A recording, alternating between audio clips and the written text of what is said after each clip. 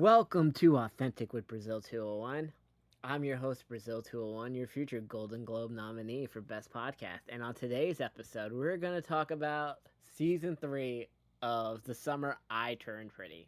Now, the first 2 episodes of season 3 have dropped on Amazon, but we're going to do full spoilers because, ironically, I have actually read these books. Well, I never read these books, I listened to them on Audible, and Summer I Turned Pretty is the closest thing we're gonna have to Riverdale for a while, since the CW doesn't show young adult shows, and like the Zoomer shows. Like we're now in the Zoomer era versions of Riverdale and Degrassi and all these other shows, and they're kind of cringy. But then again, I'm 33, and this is a show about 21-year-olds, and I mean 21-year-olds in 2025, not 21-year-olds in 2013, something I could more relate to. But the dynamics of the show are still the same because there are key things that have always stood the test of time. Now, for those of you who do not know what happened in season 2 of the show, not the second book, right?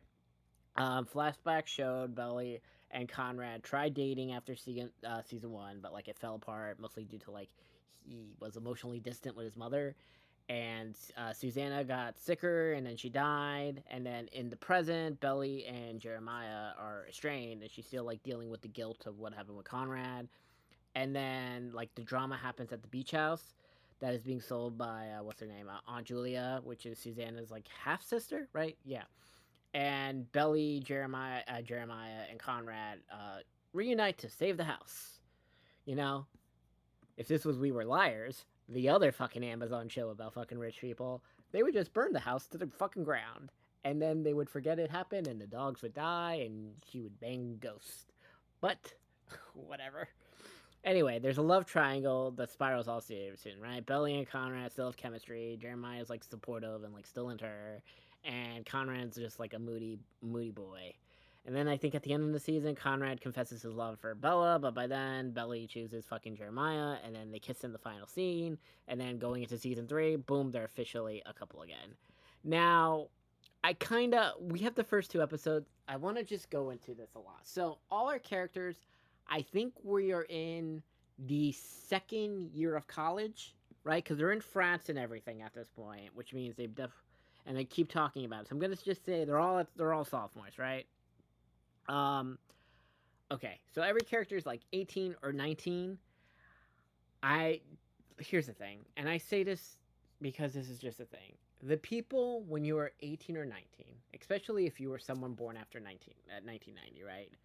The person you're banging when you're 18 or 19 is not the person you're going to be banging when you're 30. Okay? So in reality, she should not be with Jeremiah or Conrad. These should just be fun people that she is banging until she meets a nice guy when she's in her mid 20s at a real job, not a guy with a fucking broccoli haircut, which comes to me this other thing. I believe the white boy broccoli haircut is the Gen Z red flag that women should stay away for. In the same way where like having an Android phone is a red flag, or driving a Honda Civic or Honda Accord, red flag, or I don't have social media, red flag, or all your photos are your neck up only, red flag. Okay, this is exactly why this Jeremiah Bella thing was never going to work. It is just ridiculous. And also, like, I'm just like realizing she could do better. I don't want her to end up with either of these men because it is fucking stupid. But in the first episode, now that we're back, the first episode of the season, not the book, I'm just talking about the episode. They're at a party. Bella finds out that Jeremiah cheated during the trip to Cabo. Like they have a fight, and she cheats. What the fuck is the name? Like everybody in this fucking show has the fucking most unique names, right? Okay, yeah, that's right. Lacey. She finds out that Jeremiah cheated because they break up. They do that stupid thing when you're 20, like, I'm so mad at you. We're broken up. And then they're quote unquote on a break, like in Friends or in Scrubs. And he bangs someone else. Because here's the thing, once again, for everybody under 25, if you're still dating the same loser that you met in English 101 when you're 18 or 19, it is not going to last. Everyone who's over 25 doesn't think your relationship is going to last, okay? Just remember this. In Riverdale, the show, okay, when Archie and all of them went back in time to 1955 and had the memories of their entire life from the time they were 16 to 27, and then it flashed back, they went to 1955. I know, this is a real thing that happened in Riverdale, and Riverdale is a very stupid show, but I miss it so much. Archie, guess what? Archie didn't end up with fucking Veronica or Betty. Jughead also didn't end up with either of them. They just kept sleeping around forever because they have the fucking traumatic memories of remembering the future, and they're stuck in 1955 technology, which sounds like fucking hell. Because imagine if you like lived today, 2025, and you were sent back to 1955 as a teenager, right? And you have all the memories of the present. But this isn't Hot Tub Time Machine. You're not going to be able to like game it. Outside gaming the stock market, you're just kind of stuck remembering it. Because by the time you're back into somewhat present day, you're going to be old and you're going to be dead. But back to the fucking show of the nonsense.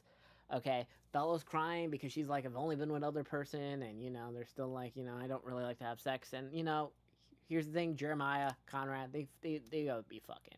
Okay, especially Jeremiah because he has a stupid broccoli haircut, and white women like to make bad decisions. And I know Bella's not white, but I'm just speaking for white women here.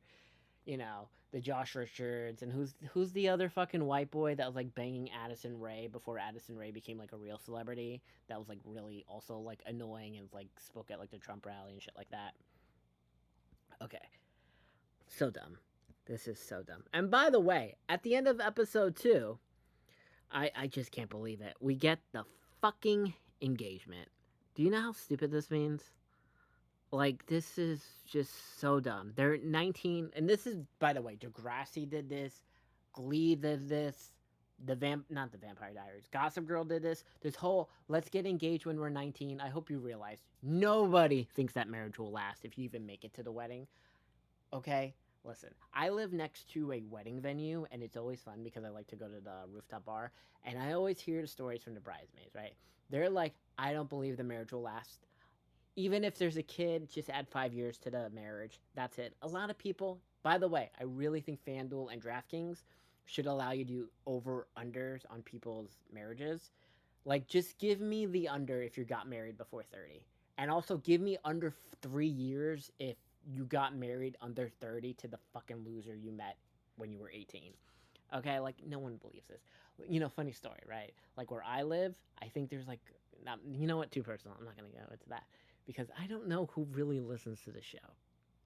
But I can't believe it. Imagine the person you're dating, right, cheats on you, but you were on a break, whatever, and then, like, to show my commitment to you, I am going to get engaged to you. It's so dumb. Like, I hate this show. Actually, I don't hate this show. But he engages to prove his commitment, and it's like a spur of the moment proposal. Like, first of all, look, what the fuck? You got to think of this. Like, the show. What is happening here? And it's weird because We Were Liars just came out before this, and they right, and We Were Liars. So refreshing. Though I knew the whole thing that the ghost and the dogs died, and the horse and the house and all that. These Hampton shows, I tell ya, this nonsense. And by the way, in the book, they get married. I fully expect that the final episode of season 3, which is in like 7 weeks because they're doing the weekly drop, they're gonna get married. This is so dumb. Actually, no. Actually, no. They'll probably do it where she walks away on the wedding day. Dumb show.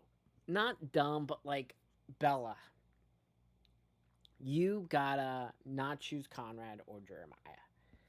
Okay, I understand they do the time skip and all the other bullshit, and God, what I forgot what happens. I'm trying to remember this whole thing.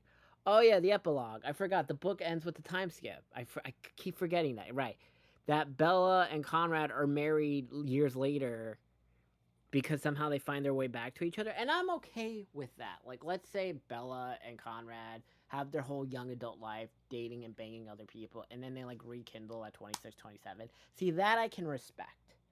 Okay, but nonsense.